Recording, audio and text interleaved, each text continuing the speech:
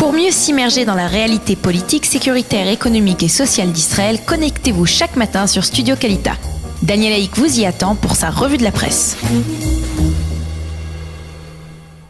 Il est 8h37 sur studiokalita.com, c'est l'heure de la revue de la presse et des médias israéliens, une revue assez chargée mais consacrée, on va dire, dans son essentiel, on va dire, à cette élection d'Avi Gabay à la présidence du parti travailliste. Contre toute attente, Gabay, qui est devenu membre du parti il y a à peine 6 mois, l'a emporté sur Amir Peretz, qui était pourtant soutenu par l'ensemble de l'establishment travailliste et par la grande centrale syndicale de la Histadrout. Gabay a obtenu 52,2% des suffrages, soit environ 16 000 voix contre 47,8%, et environ donc 14 000 voix pour Amir Peretz. Un peu plus d'une heure après l'annonce de sa victoire, Avi Gabay est arrivé au parc des expositions de Tel Aviv.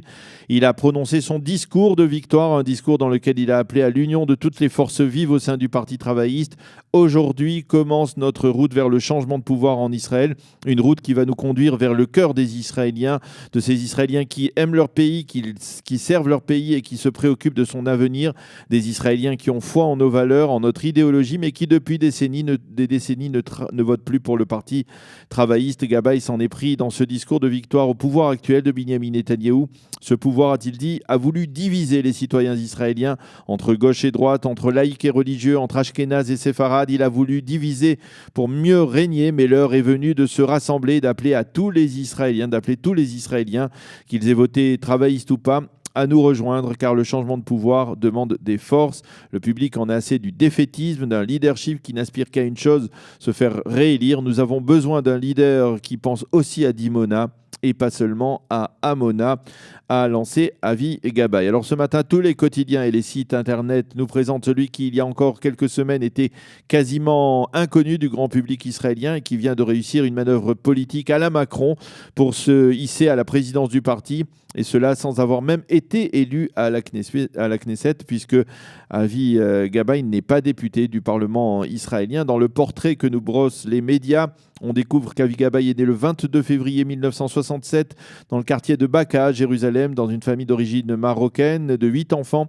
Il a fait son service militaire dans les services de renseignement et commandant de réserve dans l'armée israélienne. Il est diplômé et dispose d'une licence et d'un master de gestion à l'université hébraïque de Jérusalem. Il a commencé sa carrière comme fonctionnaire au ministère des Finances avant d'entrer à Bezek, la grande compagnie de téléphonie israélienne. En 2003, il a été nommé directeur général du département international de Bezek. Puis en 2007, il est devenu le directeur général de la compagnie, un poste qu'il a occupé pendant 6 ans. En 2014, Avi Gabay a fondé avec Moshe Carlon le parti centriste et social Kulanu, mais il n'a pas été inclus dans la liste électorale de ce parti. Et après les élections, il y a 2 ans, donc, il a été choisi par Moshe Carlon pour être ministre de l'Environnement sous l'étiquette de Kulanu, un poste dont il a démissionné il y a 1 an pour protester contre le limogeage par Binyamin Netanyahou du ministre de la Défense de l'époque, Moshe Ya'alon, et contre la nomination à sa place d'Avigdor Lieberman. Il y a donc 6 mois, un petit peu plus d'ailleurs, il est devenu membre du Parti travailliste et d'emblée n'a pas caché son intention d'être candidat au poste de président. Pour ce qui est de son positionnement politique, eh bien, Avi Gabay a promis que quoi qu'il advienne, il n'acceptera pas de rentrer dans le gouvernement de Binyamin Netanyahou. Nous avons l'intention d'être une alternative. Je sais qui est Binyamin Netanyahou. J'ai été ministre dans son gouvernement, a-t-il dit. Je sais ce qui le guide et vers où il nous conduit. À propos du processus de paix avec les Palestiniens, Avi Gabay propose de céder aux Palestiniens les quartiers et villages arabes de l'Est de Jérusalem, et il se dit favorable au principe de 2 États pour 2 peuples, tout en conservant les blocs d'implantation comme le Gush Etzion sous souveraineté israélienne. Pour lui, le futur État palestinien devra être démilitarisé.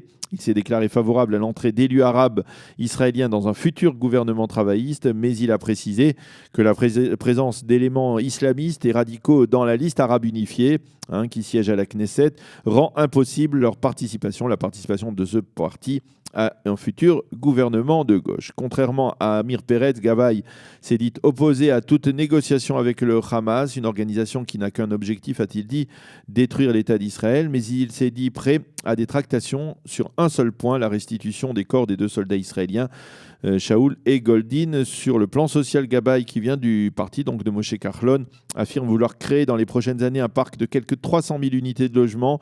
Et à propos de la santé publique, il dit vouloir séparer le système de santé publique de la santé privée. Enfin, sur un point, Gabay risque de se heurter avec les formations religieuses et orthodoxes. En effet, il a dit et répété qu'il était favorable à des transports en commun le Shabbat dans les grandes agglomérations israéliennes et s'est dit favorable à l'accord avec les mouvements réformistes et conservatifs américains sur le Kotel, cet accord remis en cause par Binyamin Netanyahou il y a 2 semaines.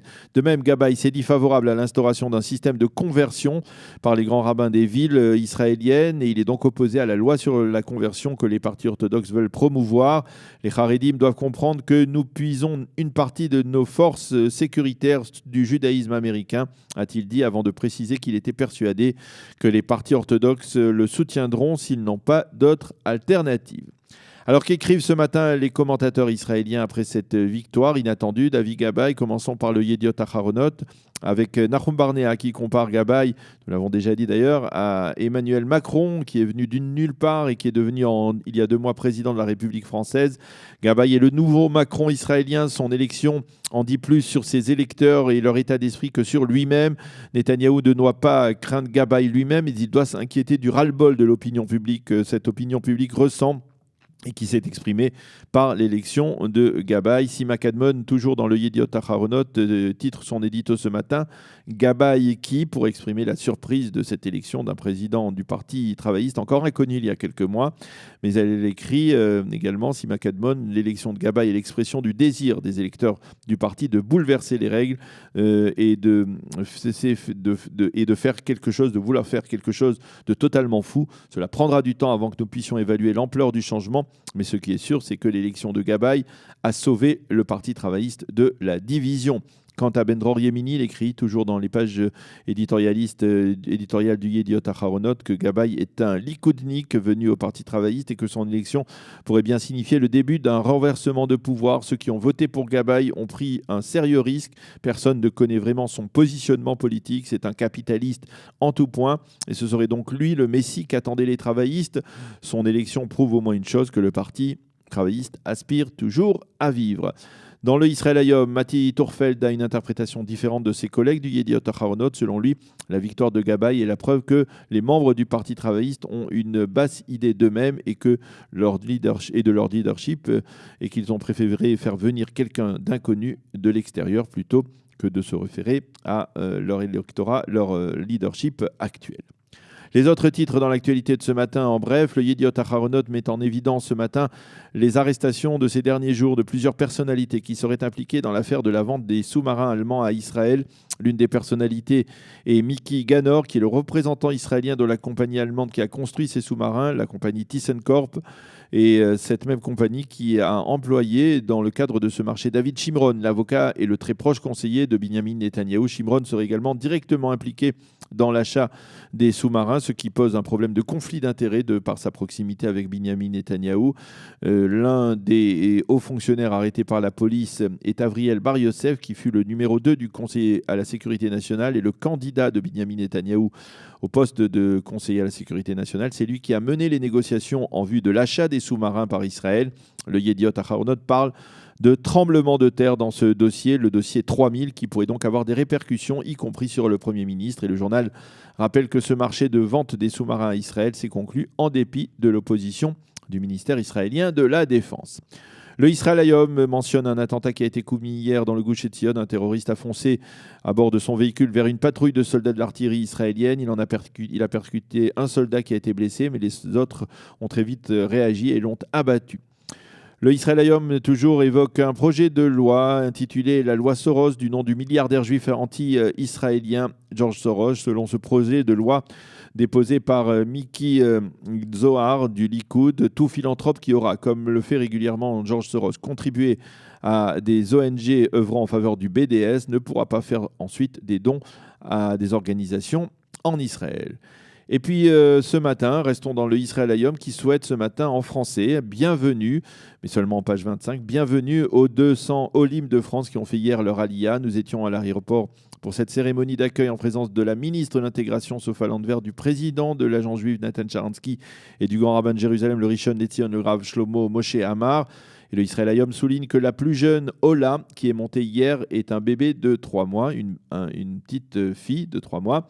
Le président de l'agence juive, Nathan Sharansky, a souligné que les Olim de France montés en Israël de leur plein gré, ils ont l'embarras du choix et pourtant ils choisissent Israël, a affirmé Nathan Sharansky. Tout cela, c'est en page 25 donc du Israël Hayom, à l'occasion donc de l'Aliyah de ces 200 Olim de France. Nous en reparlerons dans quelques minutes avec Shalom Var.